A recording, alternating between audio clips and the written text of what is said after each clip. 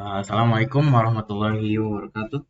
Uh, Hello everyone, my name is Maulana Marwan Ibrahim, and I am sitting here recording this video to do a little explanation about one of the greatest war in Muslim history, which is called the Khandaq War. So let's just get straight into it. In the opinion of Jumhur Ulama, the Khandaq War took place in the month of Shawwal in the year 5 of Hijrah. But other ulamas mention that this war raged in the month of Shawwal, year 4 of Hijrah. Al-Bayhaqi views that basically these two opinions are no different, because the opinion that this war took place in the fourth year was 4 years after Rasulullah migrated to Medina and before the fifth year has ended. So, what caused this big war, one of the greatest war in Muslim history? What caused it? The cause of the Khandaq War was a long hatred by the Yahudi people who were expelled by Rasulullah from Medina in the War of Bani Nadir.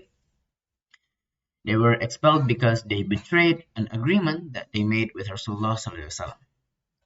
A number of Yahudi leaders of Bani Nadir and Bani Wa'il, such as Salam bin Abi Huqayq, Hayy bin Akhtab, Kinana bin Abi Huqayq, Hawza bin Qais al-Wali, and Abu Umar Salam, Abu Umar al-Wali, went to Mecca to invite the Quraysh to fight Rasulullah sallallahu alaihi wasallam, and they promised that they promise we will be with you to fight until you succeed in destroying the Muslims.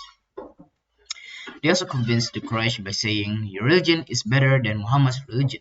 Because of that, because of what the Quraysh people said, Allah Azza wa Jal, our Lord Allah Azza wa Jal, said in the Quran, "Are you not paying attention to the people who are given part of the book? They believe worship besides Allah and Tawhid, and they even tell the kafir or the Makkah mushrikeen that their path is more correct than the path of the Islam believers." After agreeing with the Quraysh, the Yahudi people came to the Ghatafan tribe. In the meeting with the Ghatafan leaders, has reached two agreements. The first is the Ghatafan tribe is willing to send as many troops as possible to join the allied force to attack the Muslims. In return, the Yahudi people will hand over the Khaybar gates to the Ghatafan tribe for a full year. So how many soldiers were there in the Khandaq war? What was the total? Because of the presence of the Yahudi leaders of Bani Nadir and Bani Wa'il raising support, finally a very large allied force was formed. Ibn Ishaq states that the number of allied force was 10,000 troops, consisting of the Quraysh Mushrikeen, Qabilah Ghatafan, and the other Qabilah who joined them. Because the Kafir consists of various groups, the Khandaq War was also called the Ahzab War, which means several groups. The highest command is held by Abu Sufyan, and while the Muslims' troops only amounted to 3,000 troops. So preparation of the Muslims in Medina. So when the news of the rotten plan of the Kafirs reached to Rasulullah sallallahu alaihi wasallam, he immediately responded by making preparations.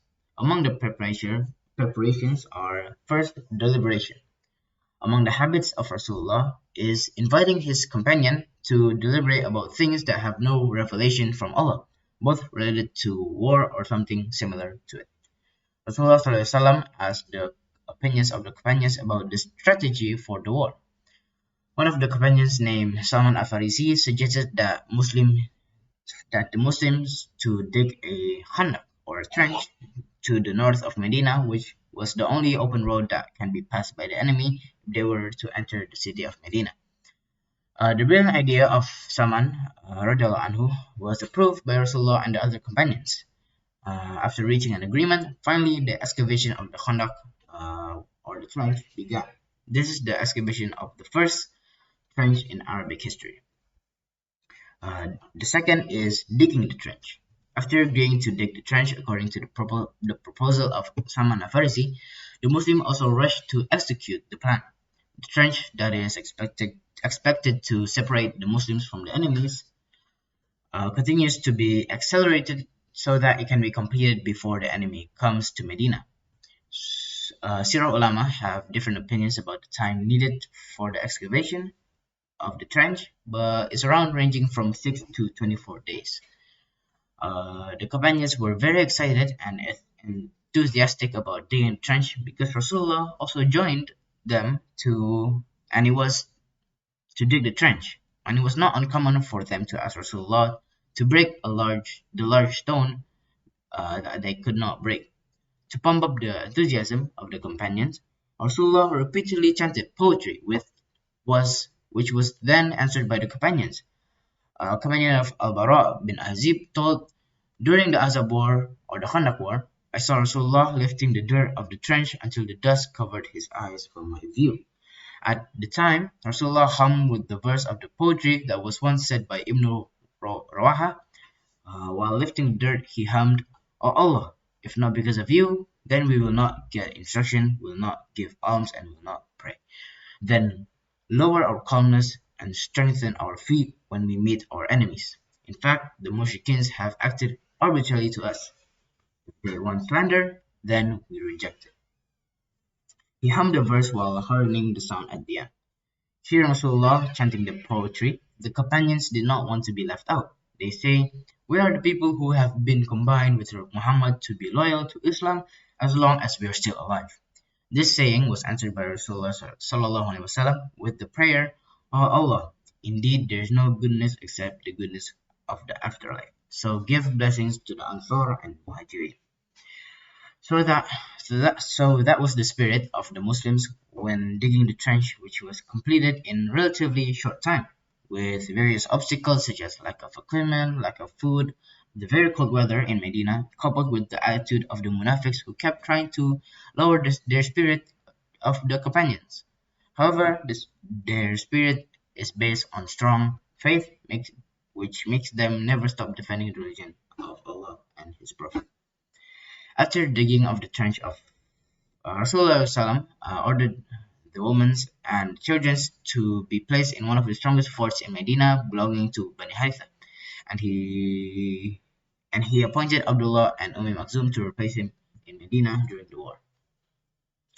Then Rasulullah began to develop strategies to deal with the enemy. He ordered his companions to turn their backs on Mount Sila facing the Khandaq war, which also served as a barrier for the enemy's allied force. Yeah, so maybe that's it for my short explanation of the one of the greatest war in Islamic history, which is the Khandaq War. So the lesson from the story is the first, the role model and good example of a leader really influenced his followers, like the companions who continued to enthusiastically dig the trench with Rasulullah, even though they were very hungry. And the second, it is prescribed for deliberation in order to find the best ideas in important matters for which there is no text from Revelation. Maybe that's all for my short explanation about the Khandaq War or the Ahzab War.